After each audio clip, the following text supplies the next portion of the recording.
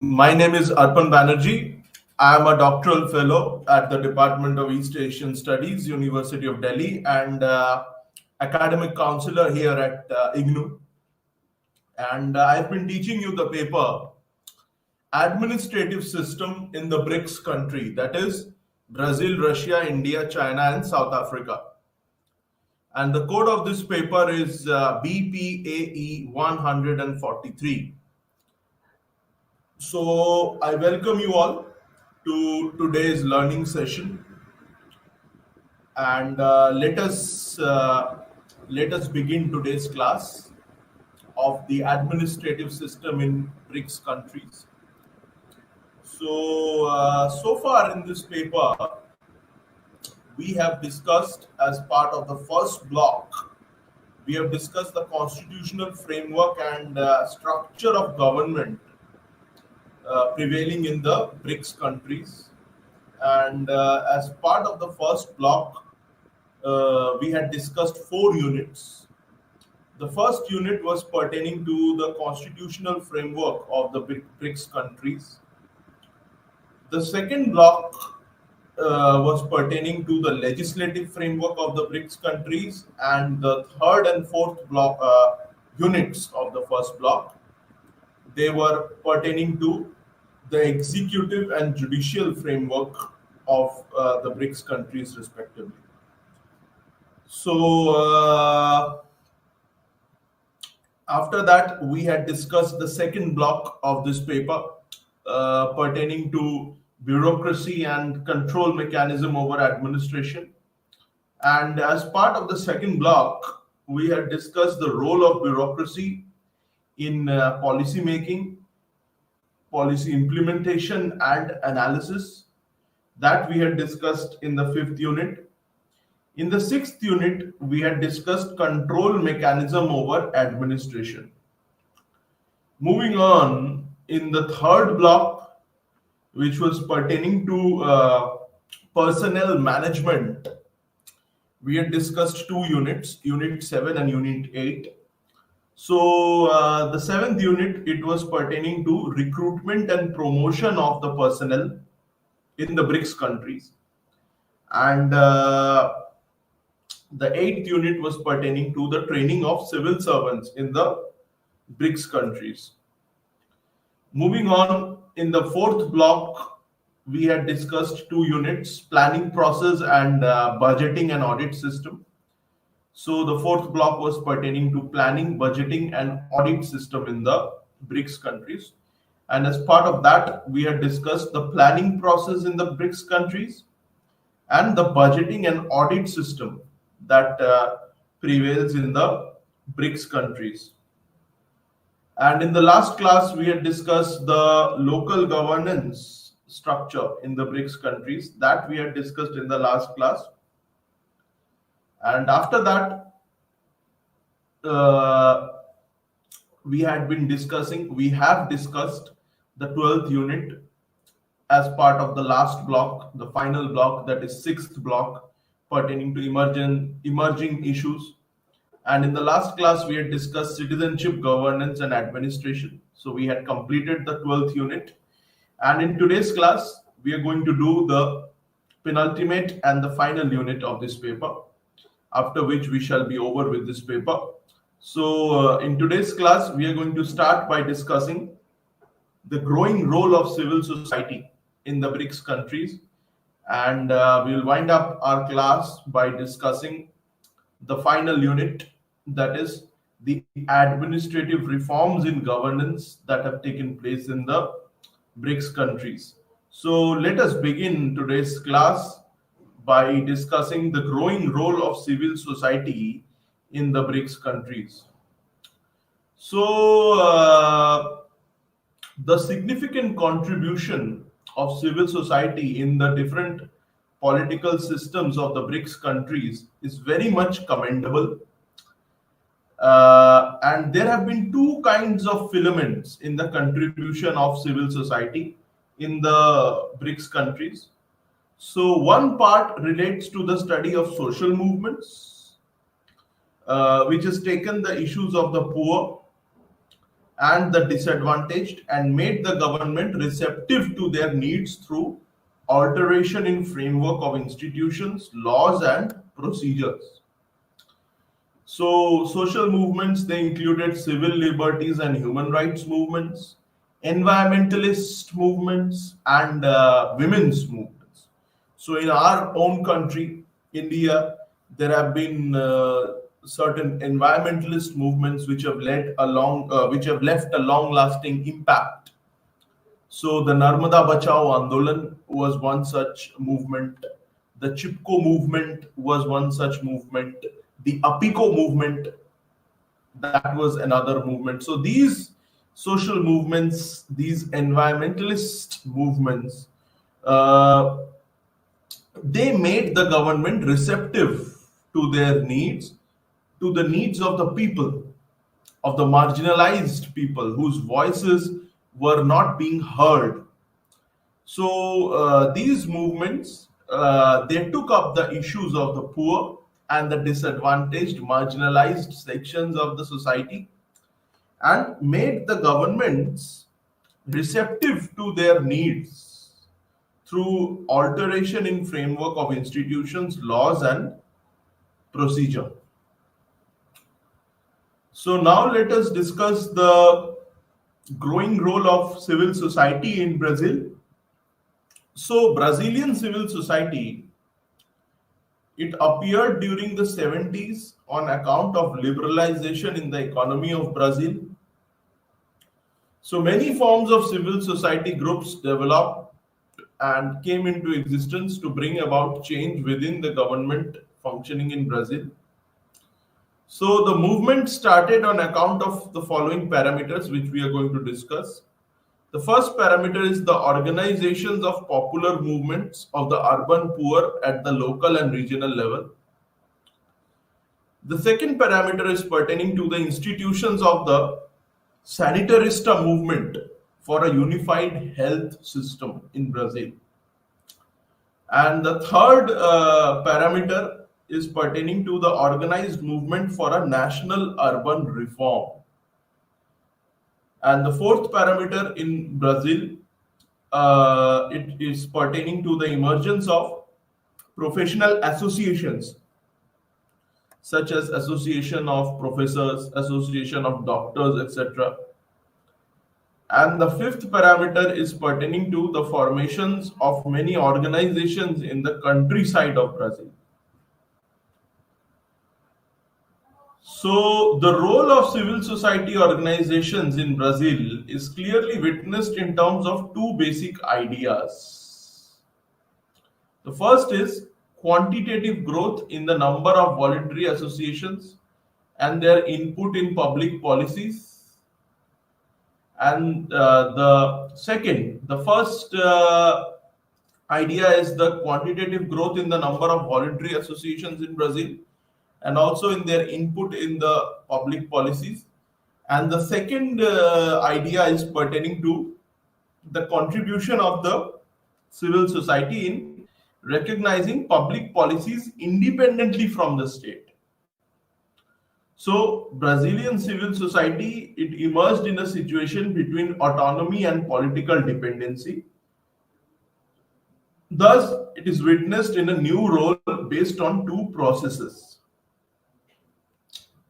So, the first is the reactive attitude of the popular sectors to the anti-democratic process of modernization. And the second is the formation of groups of associations effectively associated with the state in the implementation of public policies. So the first is the reactive attitude of popular sectors in Brazil to the anti-democratic process of modernization.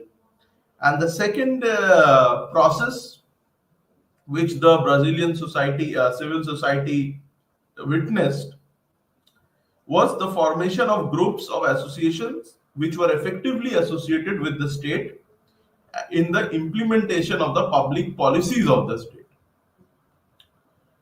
So we have discussed the role of civil society organizations in Brazil.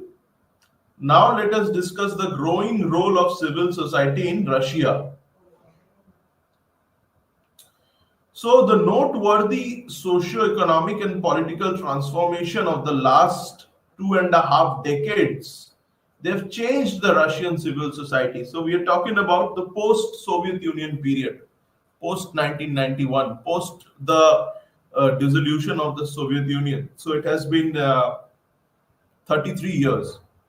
So the noteworthy socio-economic and political transformation that have taken place in these last 3 decades, they've changed the Russian civil society. So the civil society in Russia is formed by individual and collective actions, organizations and institutions to move forward shared interests. So this indication, it refers to both the institutionalized order of civil society and the casual nature of its formation. So the basic features of civil society groups in Russia, they signify the following indicators. The first is civic engagement. So civic engagement, it is pertaining to the intensity of individual deliberation in social and political organizations. The second indicator is the stage of organization, which is pertaining to the extent of institutionalization that reflects the formation of civil society in Russia. So the third indicator, which signifies the basic features of civil society groups in Russia, is carrying out values. So this is pertaining to the extent to which civil society is seen to internalize and reflect positive values. The fourth one is pertaining to the observation of impact, which includes the apparent social and policy blow of civil society, according to both interior and exterior awareness in Russia. And the fifth one is outside influence of the environment, which refers to the socio-economic, the socio-political and cultural situations prevailing in Russia. And it refers to the extent of activity of the civil society in Russia. So, the growing role of civil society in Russia is very much significant, and the historical growth of civil society in Russia, it can be discussed into 4 stages. So the first historical background of civil society in Russia can be characterized on the basis of institutionalization of civil society. The period from 1760 to 1860, it witnessed the creation of public organizations connected with science, vacation, arts, and charitable actions. So this was the period of absolute monarchy, when the czars, they used to rule Russia. So the Russian Geographical Society, it was set up during this time, which was directly engaged with the land, people, and resources of the Russian Empire, or the Romanov Empire, which was there. So if we talk about the second historical background of civil society, it was evident with the emergence of developed attitude of professionalism, democratization, and extension of the activity of the Russian civil society. So the formation of civil society in Russia, it was evident between 1861 to 1917. So this was the period when there were numerous movements against absolute monarchy in favor of democratization, and the Tsar was facing the heat. So the Tsar is basically the name which is used to refer to the Russian monarch, the Russian emperor at that time, the emperor of the Russian Empire. So he was an absolute monarch. The Tsar of Russia used to be an absolute monarch who would suppress all kind of political dissent.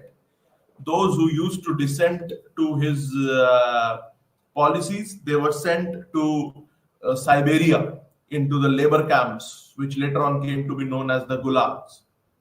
So during this time, we see that there were many pro-democratic movements. There was the February Revolution in 1905, which didn't succeed. So there were these democratic movements. They were led both by the communists as well as the non-communists. So the communists, they came to be known as the Reds. The non-communists came to be known as the Whites. So and these movements for democracy, they reached their peak during the period of 1914 to 1917. So 1914 was when the First World War started, and the public opinion in Russia was very much against getting involved in the First World War. And the First World War, it proved to be catastrophic, both for Russia as a nation and for the Russian Empire as well, the ruling family as well, because the opinion of the people, it turned completely against the ruling Romanov family.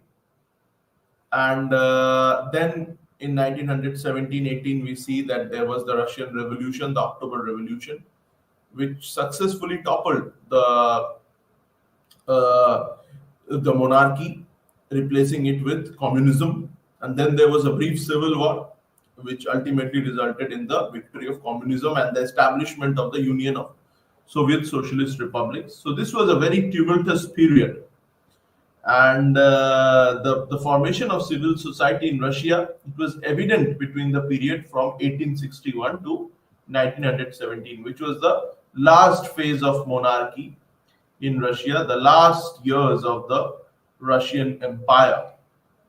And it was this phase which is basically referred to as the second historical background of civil society in Russia.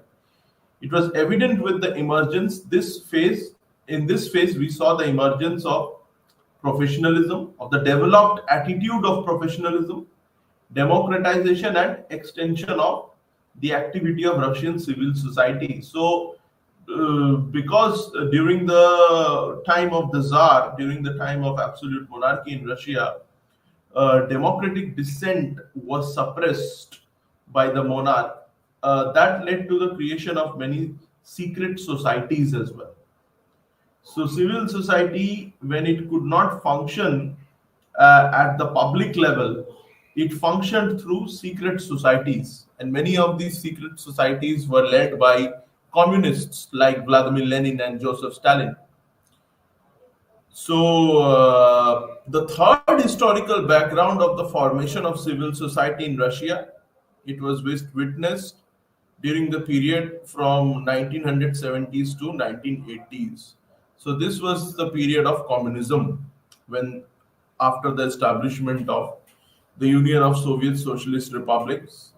So although people thought that with the establishment of the USSR or the Soviet Union, they will get their right to democratic dissent, they will get their right of freedom of expression, of freedom of speech, of right to life and personal liberty, all these rights which were not fully available during the time of the Russian monarchy, of the reign of the Russian Empire. The people, they thought that they will get these rights under communism. However, they were in for a rude shock when communism, it went a degree further in curtailing the people's democratic rights. So whether it was under Vladimir Lenin or whether it was under Joseph Stalin, the democratic rights of the civil society and of the people, they were very much controlled and regulated by the Communist Party of Russia, the Communist Party of the Soviet Union. So the civil society, it was not allowed during this period, during the third historical phase of the formation of civil society in Russia, or we may say Soviet Union at that time.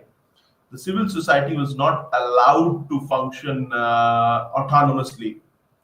So those who voiced their dissent against communism, They were either sent to the labor camps in Siberia, uh, which were known as the gulags, or they were forced to flee the country. So, civil society was further suppressed during this time, and it had to operate on party lines, on the lines which were formulated, which were told to them by the Communist Party of the Soviet Union. So during this period, what we see is that many civil society organizations, they were nationalized by the Soviet Union, and there was the necessity of states to establish state-oriented civil society organization, and this was the main drive of socialism. And these civil society organizations, they gradually became the propaganda machine of the communist state of Soviet Union. And developmental aid was also granted to the growing role of civil society in Russia during this period.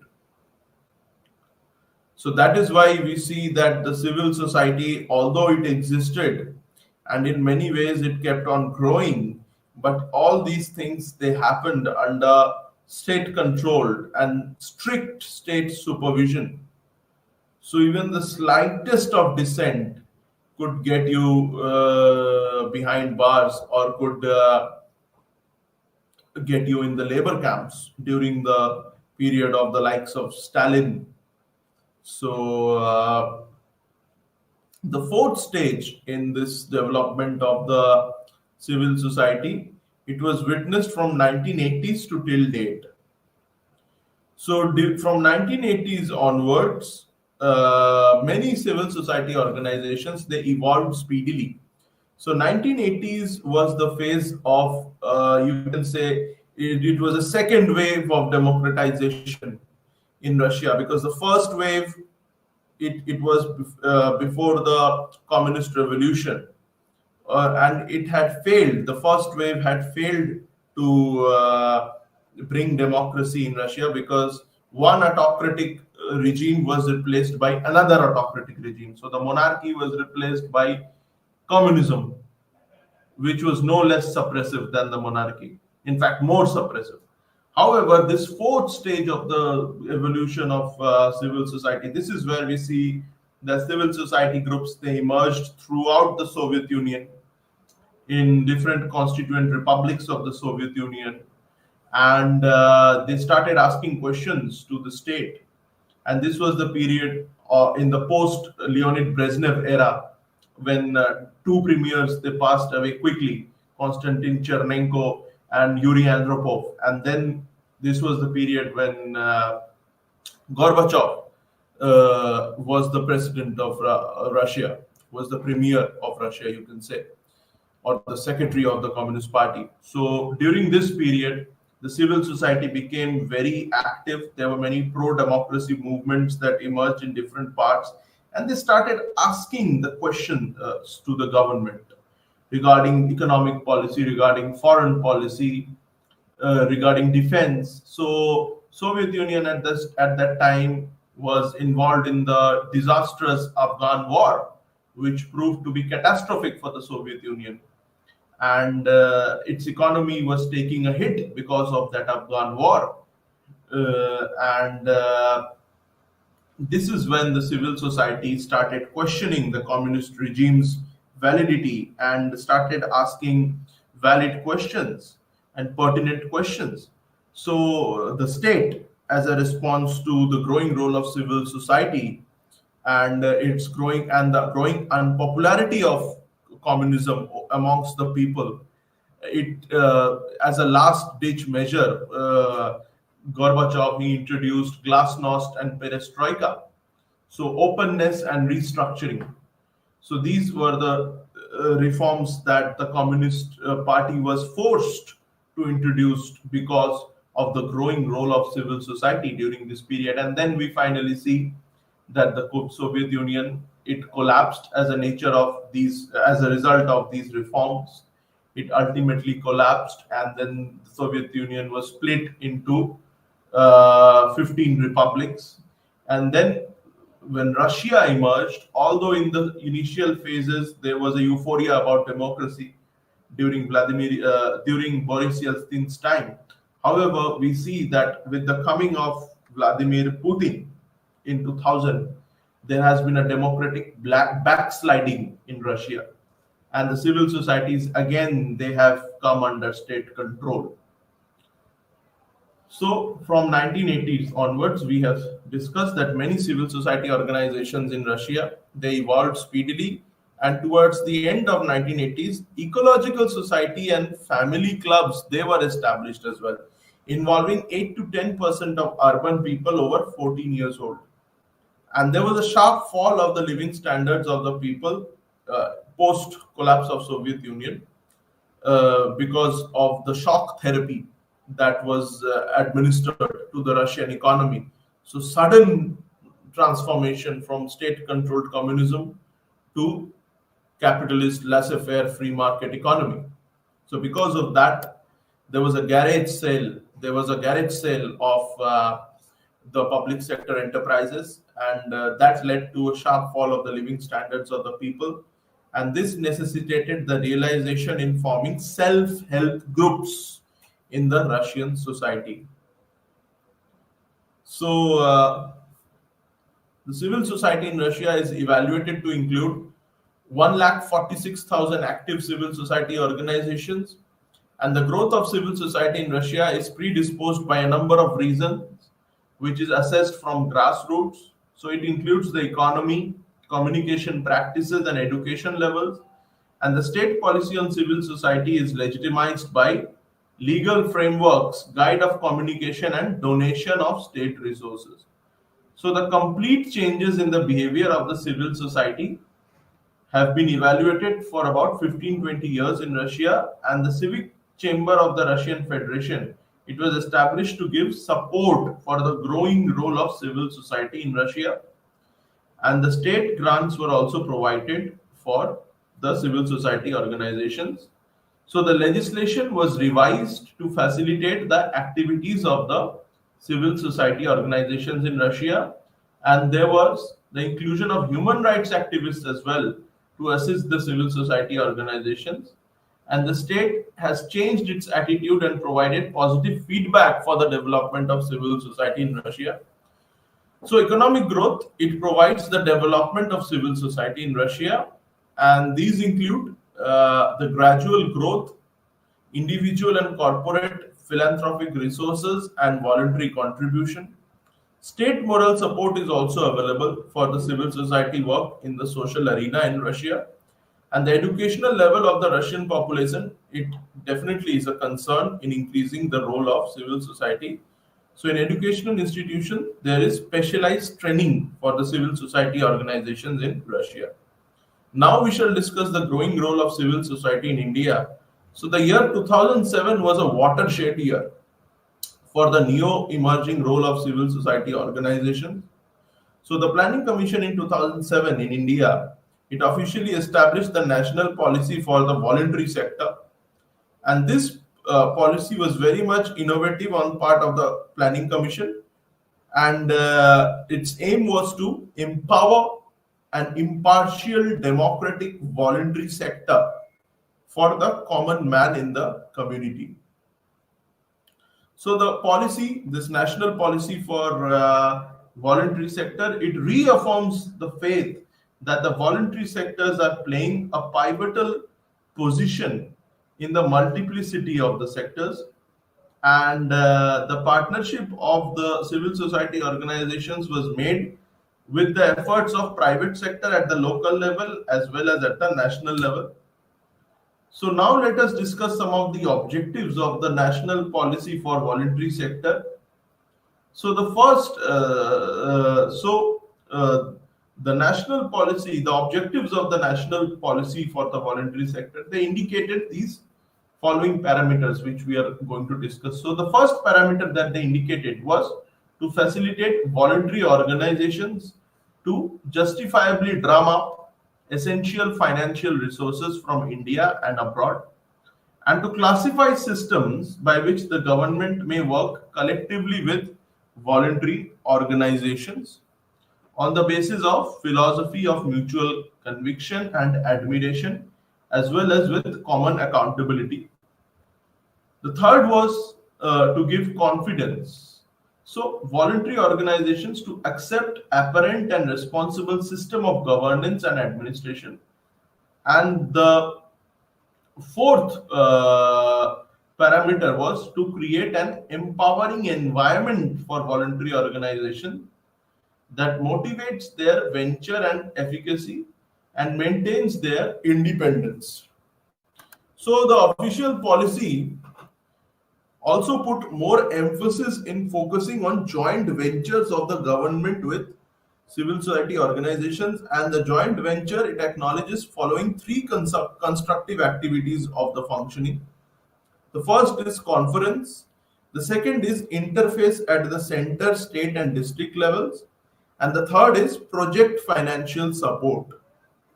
So the government it wanted to promote the role of civil society organizations in governance in India through these above mentioned policies that we have discussed.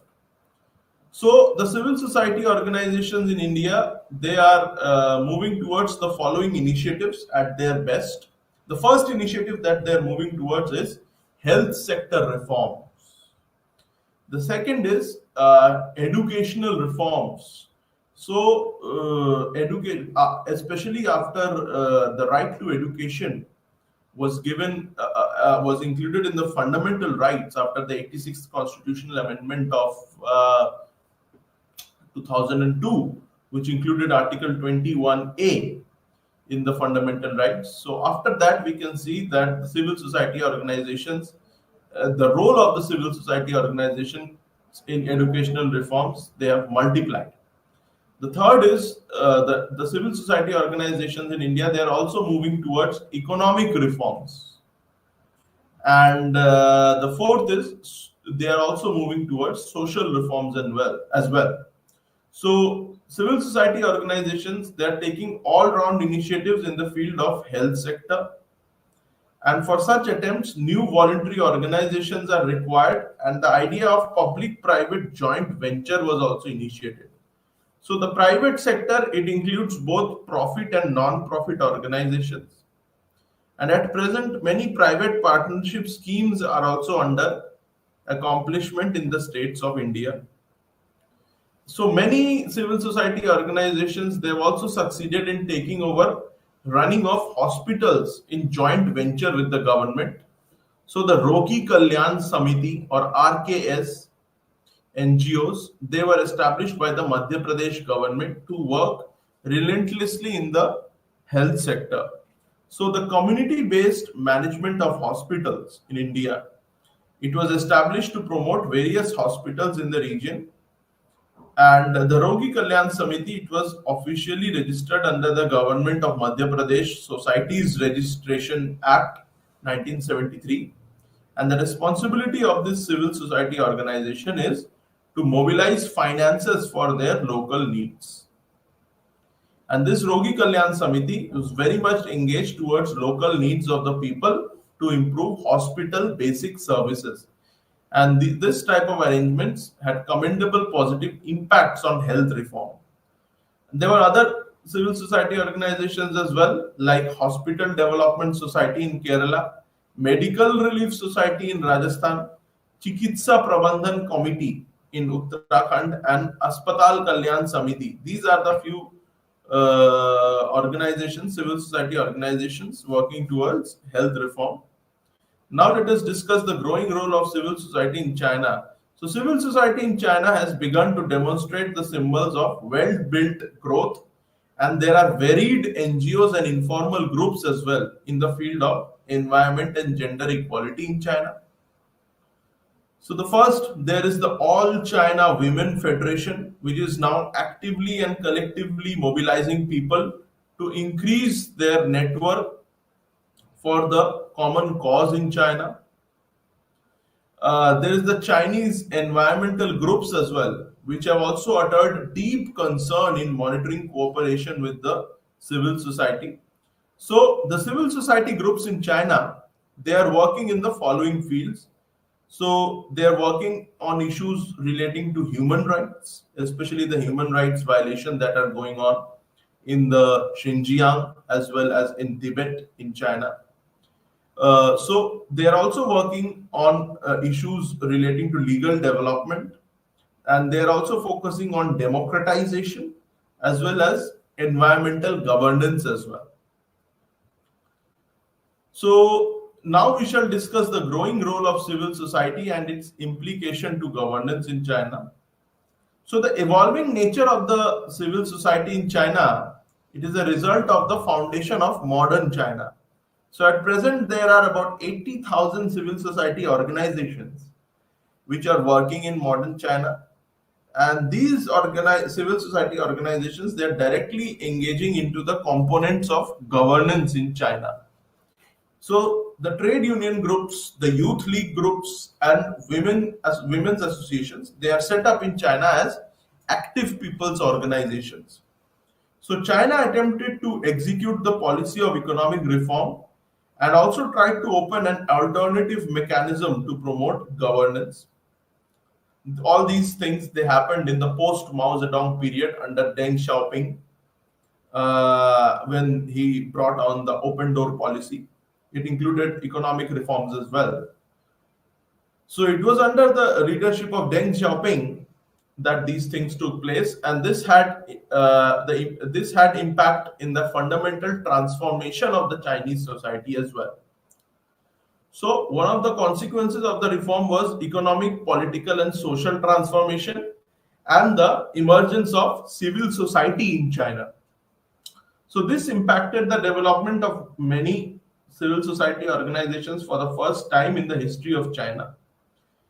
So towards the end of the 1980s, China started market-oriented economic openness. So China established socialist market economy, and it was a shifting paradigm from state ownership to collective ownership. And this was the period when China, it also started establishing special economic zones to attract foreign capital, foreign investment. So its impact can be observed on the basis of the right to livelihood of the common people in China. So this was the founding stone of the growing role of civil society organizations in China. Now we shall be discussing the new economic configuration and civil society in China.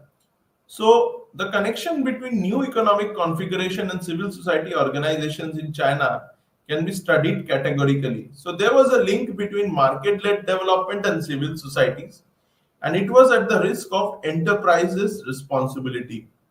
So in China, the steady implementation of market economy, it impacted fundamental change, and different types of ownership patterns, they emerged.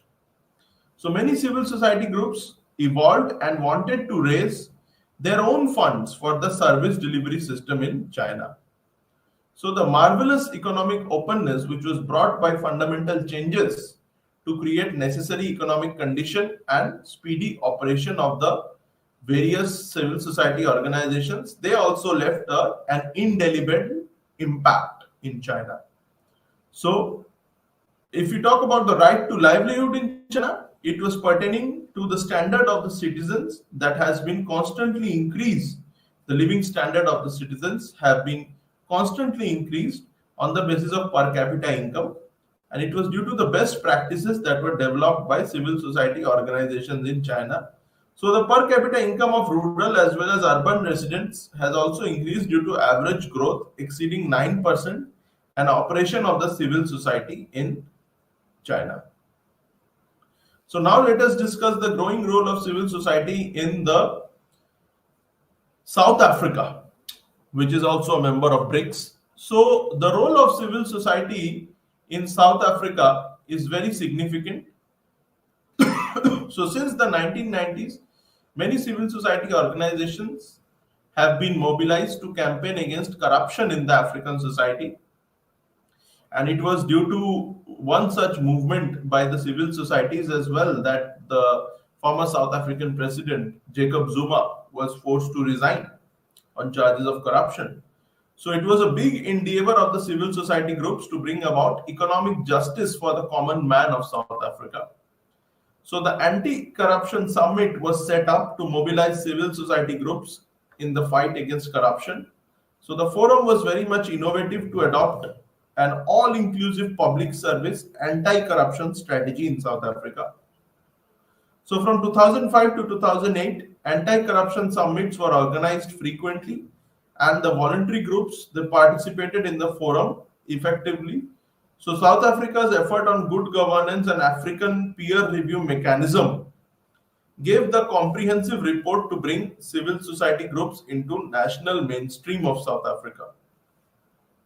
So in 2012 in South Africa, community groups, including civil society organizations, they were constantly engaged and they were working towards eliminating corruption in the country. So we see most of the civil society activism in South Africa has been pertaining to the elimination of corruption. So since the adoption of democratization in South Africa in 1994, outside civil society groups, they also influenced and mobilized people to work against corruption. So their strong democratic support brought universal visibility in the African society. So Congo's civil society mobilization also stood the test of time to go against corruption. So the diverse groups of civil society organizations, they are playing a very dynamic role to assist and help the marginalized people in South Africa. And as we know that under apartheid laws in South Africa, millions of non-white citizens were deprived on the basis of their rights and they were subjected to atrocious subjugation as well. So the government also got civil society organizations to respond effectively at the ground level requirements of the people, and these civil society organizations they attempted to highlight on building participatory democracy in South Africa to help the needy of the neediest.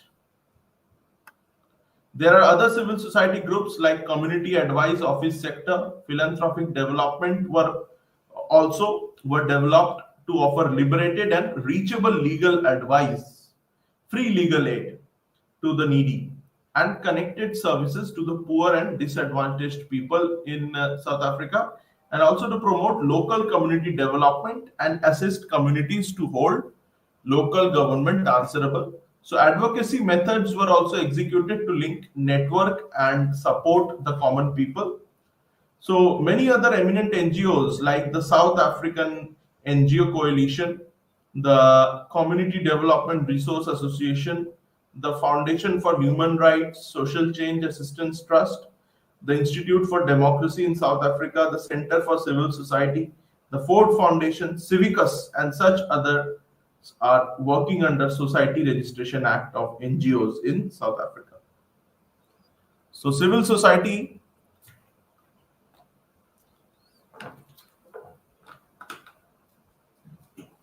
exercised a very pivotal role in anti-slavery movement, and they struggled hard to talk about women's suffrage, and they played a very consultative role in policy development in South Africa. And the groups they were very much directly engaged in policy advocacy and service delivery system in South African society. So the civil society in South Africa is directly impacted by the proliferation of global trends and apartheid. So the establishment of civil society in South Africa during the time of apartheid was particularly based upon race, ethnicity, and class, and these were engaged in the advocacy work during the time of apartheid in South Africa, and they fought for the poor and improved the lives of South Africa's marginalized groups. So the transition to democracy in 1994 in South Africa, it witnessed the success of civil society groups in many sectors, and many civil society groups also shifted towards the position of government to business. So the outcome was the running down of civil society's activity in different sectors of the governance. In fulfilling the needs of the society, medium, large, and regionally focused civil societies, they have jumped in. And these organizations, they were not registered, but they were also involved, and they still had a profound role to fulfill the objectives of the South African society. So the voluntary organizations, they have actively participated to form stockwells and cooperatives as poverty reduction strategy in South Africa. Now we shall be discussing the administrative reforms in governance that took place in the BRICS countries. So, an administrative reform is a conscious, well considered change which is carried out in a public sector organization to improve its structure, operation, or quality of workforce. So, the basic purpose of administration is to meet the demands of people and execute the policies of the government. And at a certain time, it is felt that the prevailing system of administration fails to achieve the target and it needs reforms. So, this is when the government forms committees to recommend reforms which become inevitable. So Brazil, Russia, India, China, and South Africa, they have adopted an incremental and gradualist innovative orientation of thinking to administrative reforms. So the administrative reforms in these countries, they are necessary because these countries are upcoming world economies, which are very much proactive, citizen friendly, and comprehensive as well. So in order to make administrative reforms conducive to the systems and useful for the public, it is required that countries must take comprehensive exercise to frame and implement reforms that are suitable to the local conditions. So if we discuss the administrative reforms in Brazil, so Brazil practiced the subsequent main administrative reform during one more dictatorial government in the year 1967. So the reform measured the most systematic and determined project to alter the federal government framework and operational mode in Brazil. So by and large, the decree law in Brazil, it intended to reframe the federal public administration's organization in Brazil. So the restructuring in Brazil, it was stranded on four chief doctrines. The first was harmonization, the second was management, the third was training, and finally decentralization. So Brazil practiced the subsequent main administrative reform during another dictatorial government in 1967. So that we have discussed. And in the respective spheres, the new public management guidelines, they integrated to the federal government in the first Cardoso administration from 1998 to 2002.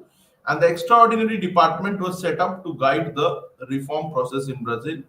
And the program was initiated and popularly called Plano Diretor de Reforma do Aparelho do Estado.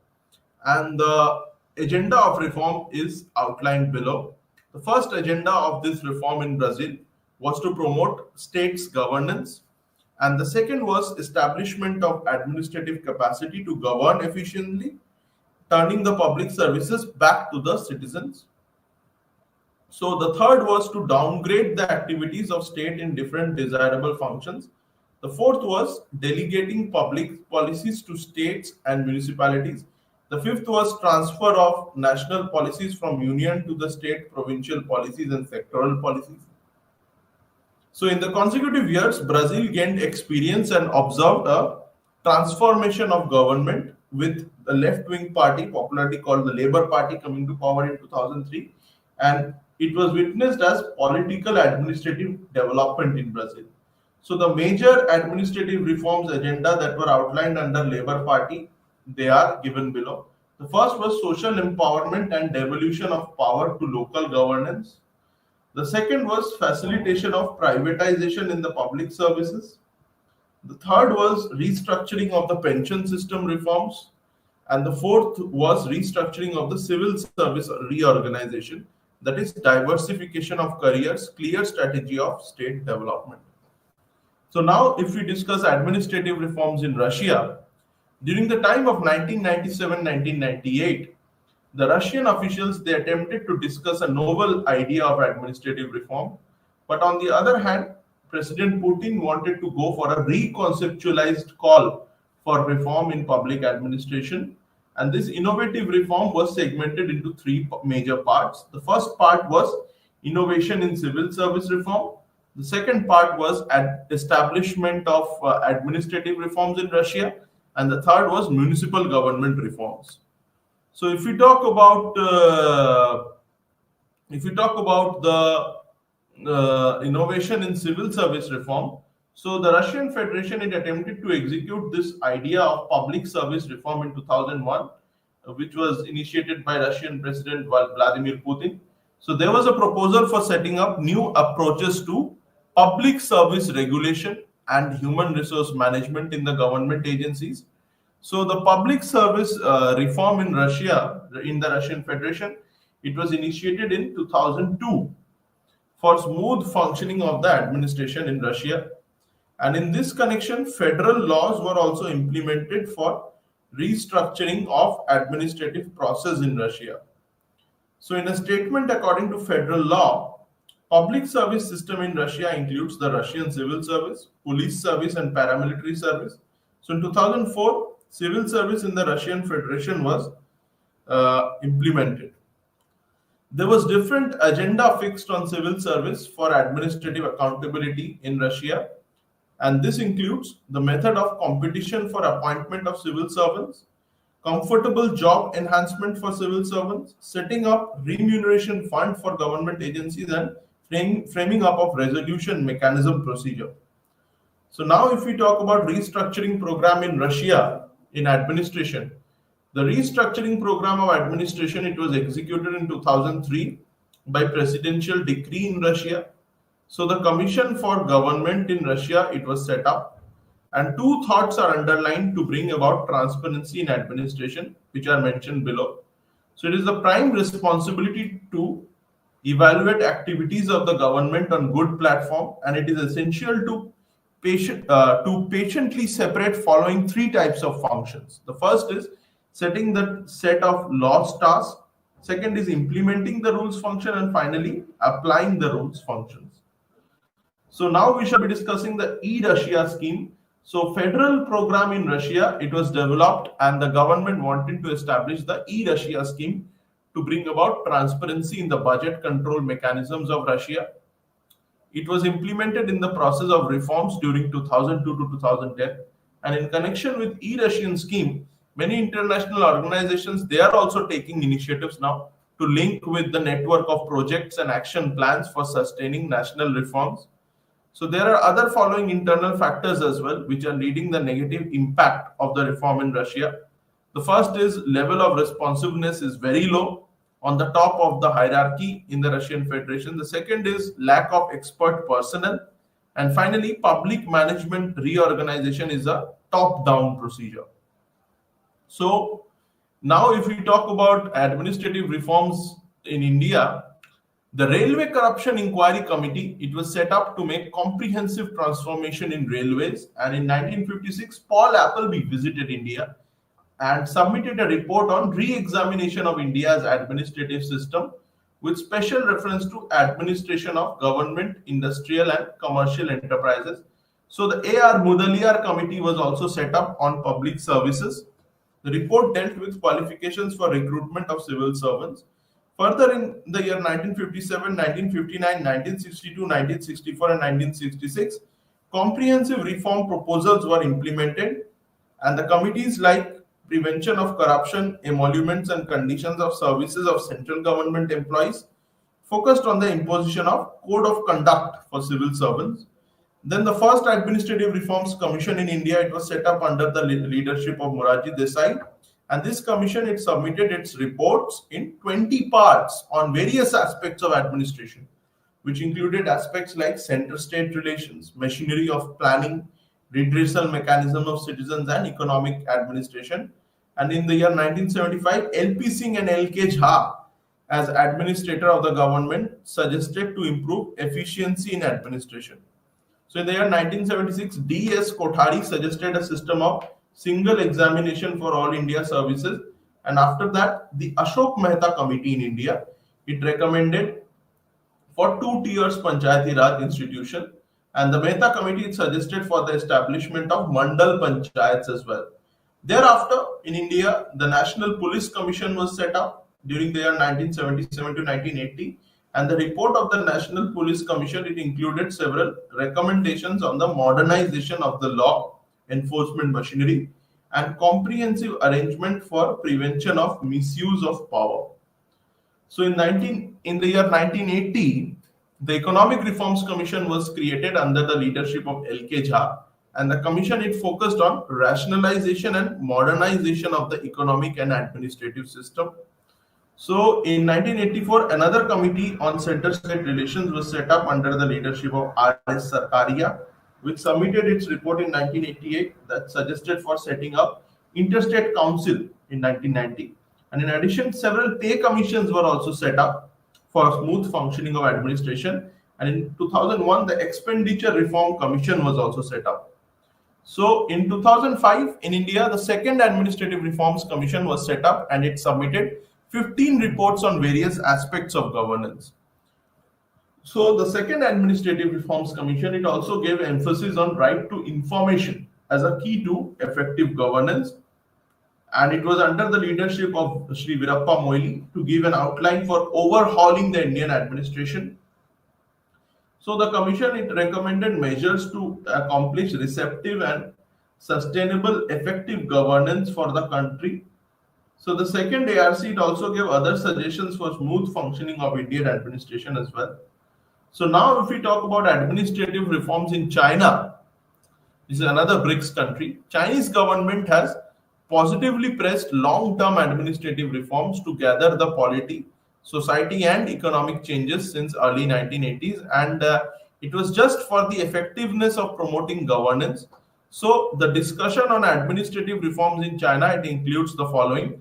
The first is look into the present challenges for administrative reforms in China. The second is pertaining to investigating the considerable administrative reforms under the conventional state center prototype. And the third is pertaining to examining an alternative mechanism for administrative reforms in China. So the social periphery, politics, economy and ideology, they have been changed appreciably to diverse degrees after 1980s. So it was a shift of fundamental social sphere, and there were different shifts in the Chinese administrative system, which included ideology, economic system, social system, and globalization. So due to overpressure of the Chinese society, the administrative system faced many problems, and these are identified as major issues and challenges in governance. The first was pertaining to legitimacy issues. The second was pertaining to state-owned enterprise issues. The third was pertaining to fiscal issues, and finally the fourth one was pertaining to administrative state issues. So in the lines of functions, the government in China is now paying attention on social capital, like public goods and allocation of services. So China wanted limited government in principle, and the need of the hour of the Chinese economy is to adjust the government with different structures and norms.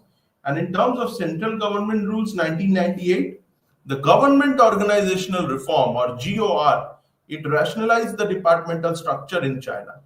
And small government, big society principle was followed up. So the Chinese society, it stood for merit-based civil service system and skill-oriented civil servant army.